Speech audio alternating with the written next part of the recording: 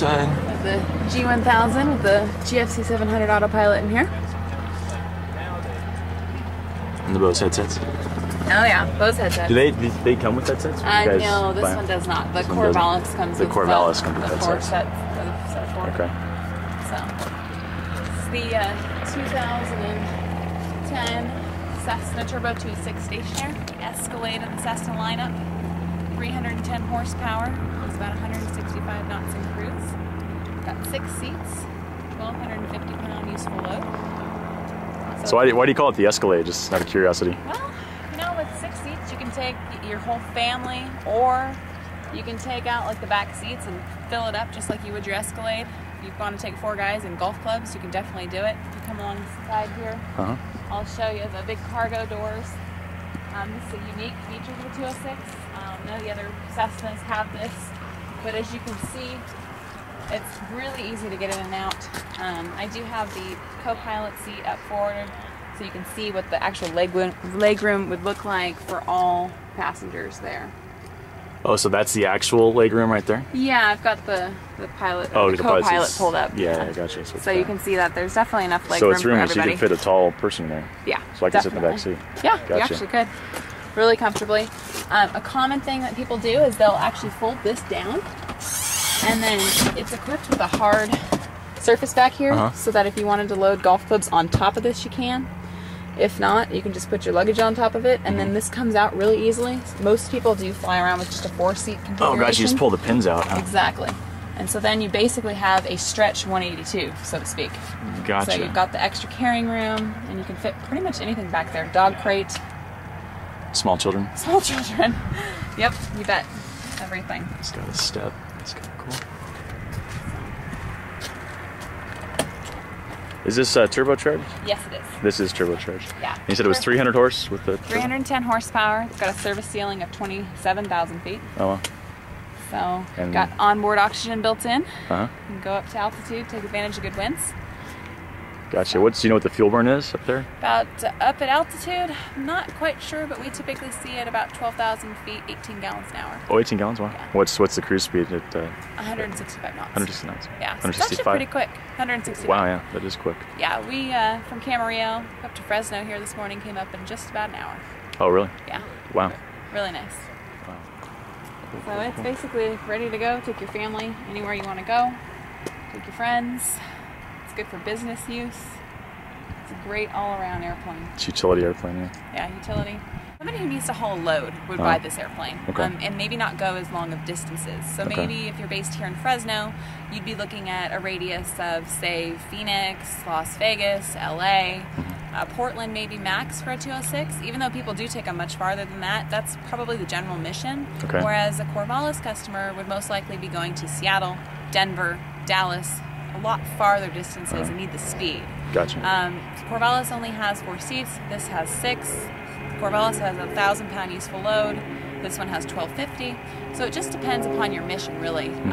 Best of both worlds would be to have one of each. Exactly. So, you know, when you want to go fast, take the Corvallis. When you want to take all your family, take this airplane. So, stationary really is a good all-around airplane, and for relatively short trips within a certain radius, it's the perfect airplane. Gotcha. So pretty much any flight. So this is the heavy hauler, and the Corvallis is the sports car then. Exactly. Yeah. Gotcha. We call the Corvallis the Ferrari. So you got your Escalade. It is a Ferrari. Yeah, I would agree. I love that Corvallis. But cool. Okay, well, let's go flying. All right. That turns it on and off. That's just the flight director. You got heading mode, altitude, vertical nav, approach, back course, vertical speed, and then flight level change. So you got your nose up and nose down here for vertical speed, and you just put your altitude in. Yeah, this one.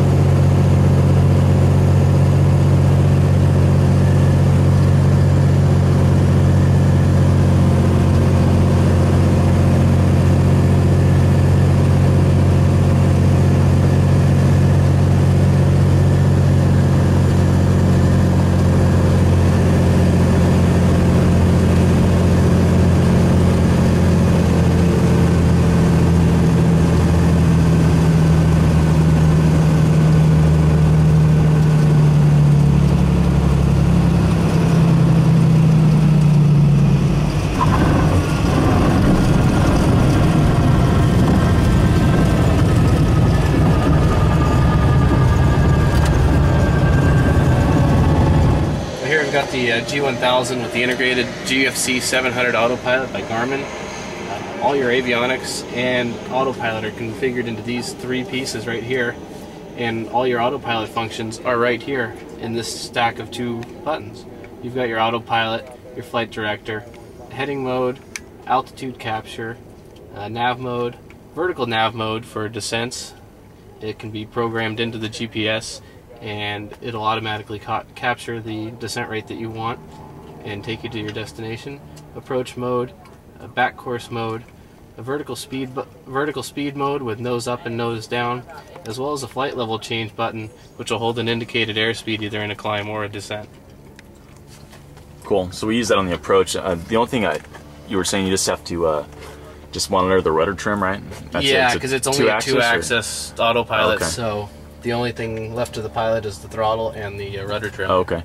And you were saying also it will do holding patterns also? Yeah, it'll fly all the holding patterns, approaches, missed approaches, into the holds, procedure turns, everything just by pushing some buttons. You never have to hand fly it at all. Do you now you fly this aircraft most often, right? Or you're like the kind of the main pilot out there. Do you find like that you use the autopilot more like you would in a larger aircraft? I mean, in this aircraft you take off and just hit the autopilot button and just fly by the buttons instead of hand flying it. Exactly. Yeah. Yeah, it's a lot easier. It's just a smoother experience for the passengers, and takes the workload off the pilot. Yeah.